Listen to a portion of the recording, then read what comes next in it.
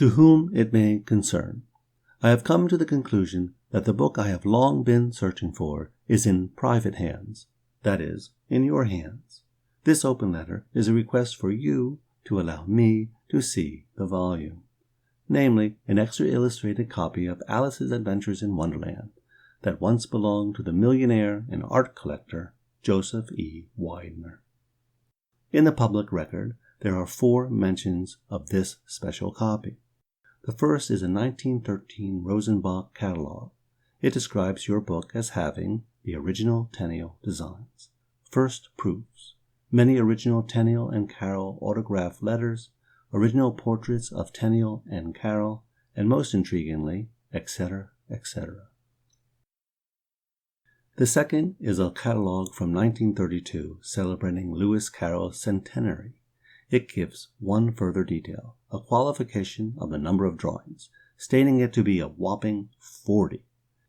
2 other mentions, one in Fortune magazine and one in a book by Seymour de Ritchie, give no further details. According to my research, around 1895 John Tenniel gave his drawings and tracings to his cousin Arthur Calkin, who worked in the family business, Riviere, a bookbinding firm. He tipped them into first editions of Tenniel's books, including those for Lewis Carroll, and with the help of Ernest Brown, an art dealer, they were in turn sold to wealthy collectors. However, it may be that Brown played the chief role. Harvard University, for example, has a rebound looking glass which contains 8 tracings, including the 1 for the frontispiece and the 3 for the walrus poem. Tenniel created tracings to transfer his drawings onto the woodblock. It also contains letters and touched proofs. And the Rosenbach in Philadelphia holds a rebound Wonderland that once had 5 drawings, including the one of the white rabbit holding his pocket watch. They were removed for preservation, however. All in all, for Carroll's stories, Riviere created at least 10 extra illustrated books, 4 for Wonderland, 6 for Looking Glass, and several, not shown in the attached chart, for the Nursery Alice. Your book is the Wonderland first owned by Benjamin Franklin Stevens.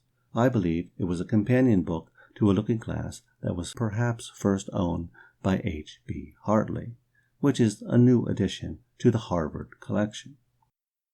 The 2 books have several details in common. Tipped within its covers, the looking glass has, as yours has, a portrait of Lewis Carroll and a portrait of John Tenniel, and it has at least a single letter, where yours has several. It also contains proofs, a good deal of etc., etc., and it even has the original covers bound in the back, as yours is described. It has several drawings, but its main feature, and likely the main feature of your book and the main reason why they are companions, are the numerous original tracings tipped into it. It has 35 in total. In fact, if your book contained mostly drawings, there would be a surplus of drawings in the surviving record. Plus, no tracings survive for Wonderland.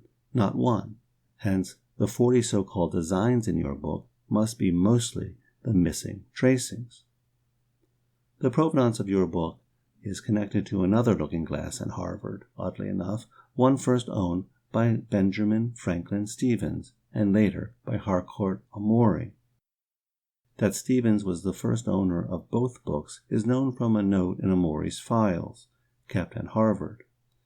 B.F. Stevens bought the Wonderland and wanted this as well. Brown let him have it.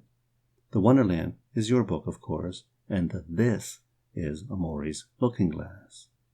In one of Amory's notebooks, he indicated that his book was bought through N.J. Bartlett's and Company, February 1909, of Walter T. Spencer. It is likely that your book went through Spencer as well, and maybe through Bartlett's, but it isn't certain. While Amory had Stevens' looking glass, somehow Stevens' Wonderland landed in the collection of George C. Thomas. This is known from a letter Amory wrote to Thomas's widow just 9 months after Thomas died in April 1909. In the letter, found in Rosenbach's files, Amory requests to buy the book. Thomas's widow forwarded the letter to A. Howard Ritter, an attorney handling the estate. Evidently, the price didn't agree with Amory. 5 years later, the book was listed in the Rosenbach catalog, the one mentioned above. In the end, the Rosenbach firm itself bought the book for $2,250. Rosenbach waived his $1,000 commission, likely 20% of the original $5,000 value. Seemingly, he treated the matter as if it were a transaction simply between the Thomas estate and Widener, Joseph E. Widener, the next owner, despite the money passing through him. This may explain why the sale does not appear in the documents at the Rosenbach, not even on Widener's account cards. In fact, the earliest date showing Widener's ownership is from the 1921 De Ricci book mentioned above. Besides documents relating to the 1932 Centenary exhibition, the next mention of your Wonderland is in a privately printed book Rosenbach created for the Widners. That book, dated 1944, is titled Inventory of the Contents of Linwood Hall with Valuations, and it lists the many valuables in the family's mansion. Your Wonderland receives a single line. That is the last appearance of your book. At this point in time, in 1944, the book disappears. It softly and suddenly vanished away. Perhaps most mysterious of all, after Widener's death, in 1943, the book failed to appear in two documents. First, it failed to appear in his will, which I found in the Montgomery County Courthouse in Pennsylvania. Nor did it appear in the accounting of his assets attached to the will. At this time, all assets, even those worth 50 cents, were listed. The book with the highest value was an extra illustrated Thackeray book with Cruikshank drawings, said to be worth $1,750. Second, Widener's Wonderland was not listed in the auction catalog that appeared a year and a month after Widener's death. The Thackeray Cruikshank book demanded a listing, but not the Wonderland. My conclusion that Widener's old Wonderland is in private hands, in your hands, is based upon my failure to find it elsewhere. My pursuit of your book included inquiring in over 400 rare book libraries, browsing through hundreds of old catalogs, contacting Widener's heirs, perusing many book dealers' files, asking members of the Lewis Carroll Society, and now my pursuit includes writing this open letter. I am sorry to say that I do not feel that my 8-year-old project into Tenniel's work for Lewis Carroll will ever be complete without seeing your prized possession.